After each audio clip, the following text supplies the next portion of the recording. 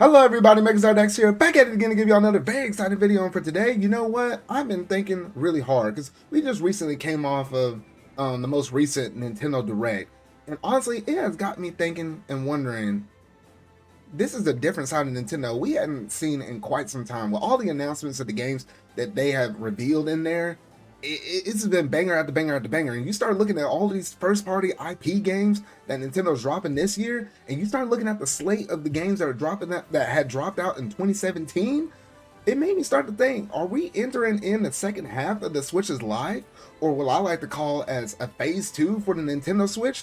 That essentially is what I'm going to be talking about in this video today. So without any further ado, let's go ahead and jump straight up into this video.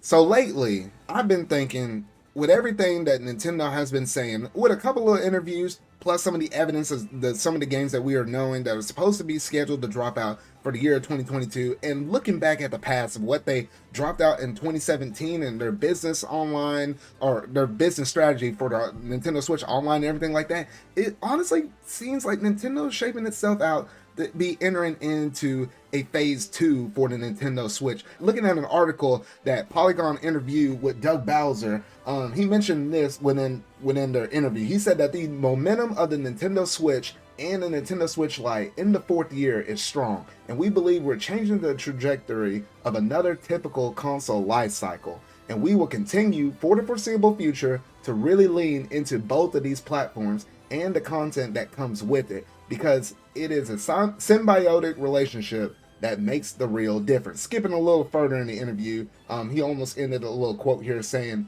"And as Mr. Furukawa, the president of Nintendo, mentioned in his corporate management policy briefing, we believe we're just at the midpoint of this life cycle on this platform." Now that right there kind of started, raising some little bit of red flags and stuff. I was like, wait a minute, could the Switch really be in, reaching the midway point? Because traditionally with most consoles, they usually wind up lasting until roughly about 6-ish or so years before they, cut that console's live support and then move on to the next thing where they're able to upgrade hardware to the system and stuff like that. Your games start running a lot better in terms of the frame rates and the resolutions and all of this stuff, pulling more from the technology that's in the actual system though. But this is interesting, the fact that they think that it can squeeze out more life on it. And it kind of makes sense because the Nintendo Switch, as of the previous fiscal quarter reports, it sold over 103 million units. It is technically Nintendo's best-selling home console. Yes, it is a hybrid, but if you also think about it as a home console, it is technically their best home console, overselling the Wii at this point. And the only things they have to beat now is just like some of their handheld systems, which will be obviously the Game Boy as well as the Nintendo DS and stuff like that though. But with it selling already a little over 103 million units, it would be really interesting to go ahead and just keep building upon that user base though. And then I was thinking, well, okay, well, you got a large user base. Maybe that's one of the reasons why you want to, extend the life cycle out for the Switch. And maybe that's why you said it's the midway point, though. But then you start looking at all the games that have been announced at the tail end of last year, or slash had, that we know about right now, heading into the year of 2022, because, hey, the evidence is starting to stack up. Because here lately, we know that Splatoon 3, it's coming out this year. That game released in 2017. We have the confirmation of Xenoblade Chronicles 3 just announced at the Nintendo Direct. And, Xenoblade 2 came out in 2017. We have Breath of the Wild 2 that is scheduled to drop this year, 2022. And Breath of the Wild came out in 2017. You even have games such as Mario & Rabbids Sparks of Hope coming out in 2022. And Mario & Rabbids Kingdom Battle came out in 2017. You catching my drift here? And, and so forth. And then, shoot, another thing in the Direct, we have a Mario Kart 8 Booster Course Pass. That's where things get really interesting, especially with the online stuff, which I'll talk about here in just a moment though. Because with the Mario Kart 8 Booster Course Pass, we're getting 48 additional new tracks. That's literally like taking copy-paste Mario Kart 8 Deluxe's courses and literally doubling all of that. And the real kicker is, we don't just get them all instantly. They're going to drop these out in waves starting in 2022, as early as the beginning of March, all the way to the end of 2023 is when we should have all these courses out. I will talk about that a little later because that is a very strong telltale sign of this phase 2 of what I'm thinking is going down with Nintendo right now. And then so forth and so on. We know Kirby's coming out, and that almost kind of, not exactly, but it takes a similar role of the Mario Odyssey role, because like the whole capture mechanics that's in the Mario Odyssey game, it's similar with the mouthful mode that Kirby is doing, how it kind of takes form of these different objects Kirby is being able to control, such as the car and whatnot though. So yeah, if you start looking at that previous quote that Doug Bowser has mentioned with Polygon about saying that Furukawa himself said we're roughly reaching the midway point. Then you start looking at all these games that are coming out for the year 2022, as long as there's no delays, and you start noticing that all of those games are really almost sequels of everything that almost dropped in the original launch year in 2017 for the Nintendo Switch. So then you start getting to think like, oh shoot, you know what? They might be able to really start to stretch this system out a little bit more. Now, jumping back to the Mario Kart 8 Booster Course Pass stuff, since that's going to the end of the year of 2023, that means we have the rest of 2022 and 2023 for them to keep selling that DLC, and you're not going to see like a Switch 2 pop out of nowhere, unless Nintendo's really going to take a far swing out of left field though. So we have at least to the end of 2023 when we're having the same type of console that we have to working with. And that's where things get a little bit iffy and dicey, because a lot of people are saying that, and you can see it in certain games like, like Hyrule Warriors, Age of Calamity and stuff like that. You start noticing some games take some hits with the resolution, some with the frames, especially with those Warrior style games and stuff like that. I really hope that Fire Emblem Warriors 3 Hopes doesn't suffer from that as well though.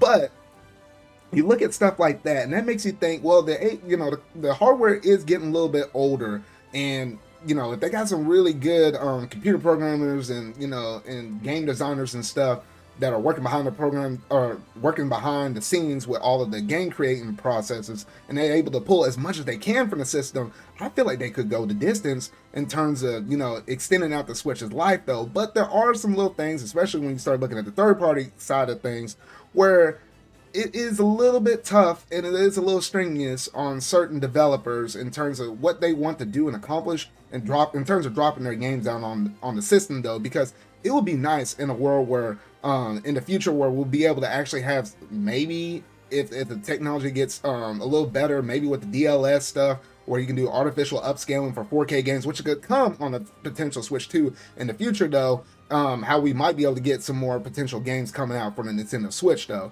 But yeah, overall, it is very interesting where Nintendo could basically take this at. And the fact that also with the booster course passes, the fact that they're including that within the Nintendo Switch online expansion pack gives it a lot more value for the online service. And they have been talking about how they want to carry over the whole Nintendo accounts over and kind of keep that in the loop and in the system. So ideally, what would come after the next Switch, whatever system comes after the Switch, so I say, will ideally carry over. So hopefully, your digital games carry over. Hey, if the next Switch happens to be backwards compatible with all of this stuff, you're looking at a very long life cycle. And Nintendo's a business at the end of the day. They're going to do whatever makes the most money though. So a lot of different things in terms of them improving the online service, giving more value to the expansion pack, to see a really long list first party games, and that doesn't even include some of the other games that we got in the direct, such as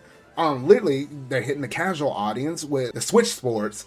They threw that up on there. Then you got stuff like Mario Strikers coming back, just games like that, new Fire Emblem games, stuff like that. I mean, this gear is getting really packed, and we haven't even seen E3 yet. So I'm like, it's just little things like that. I'm like, golly, I was like, how many more games can you throw in 2022? And you would think a lot of this stuff should have got pushed to 2023. And that just, I don't know if it's a competence thing or what, but I don't know. Nintendo's starting to have a rolling the ball, and that's not even including the third-party games that are coming over here to the service. So when I sit down and look at all of that different stuff, it just makes me think we are definitely entering a new era of the Nintendo Switch, and I call this the second wave, or the second phase, should I say. because things are definitely changing out for Nintendo. And I feel like these next 2 years is going to be a telltale sign of whether or not we can actually go the distance and actually make it an additional 5 more years. Because if this system happens to live out to be about 10 years or so like that, it could manage to pass the PS2 in sales if given that amount of time. We'll just have to wait and see though. But that's basically all I want to kind of go through in this talk with y'all today, and just discuss about this phase 2 that we could be entering into the Switch, because I've just been thinking long and hard about this stuff. But let me know down in the comment section down below, what all do you think about all these different topics that I mentioned here within this video though? Do you like how they're adding more value to the Nintendo Switch expansion pack? Or do you also like the fact that we're getting so many different games, a lot of different sequels to a lot of games that we got previously in 2017, and we hadn't even know that's most of the games that's released in the first half of the year. Who knows what the heck is going to release in the second half of the year though? And then you heard those quotes from Doug Bowser, but especially Mr. Furukawa, and saying that we are roughly hitting the midway point in this life cycle, and they're trying to change the trajectory of a typical console life cycle, because who knows, they might treat this like the cell phones, not to the near extent of dropping a new Switch out every year, but imagine, a new future where it's like every 3 years or something like that, they release new Switch iterations and fizzle out some of the older ones. This kind of keep this as an ongoing thing, so you never drop the Switch branding. The hybrid nature is still there. I mean, shoot, this is a whole new game we're talking about, a whole new game though. But that's basically going to do it for this video though. So if you really like this video, make sure to go ahead and hit that like button, go ahead and hit that subscribe button and that bell to stay up to date on all things video game related that I feel like talking about and discussing for the foreseeable future though. So remember y'all, until whatever video I make next, see y'all.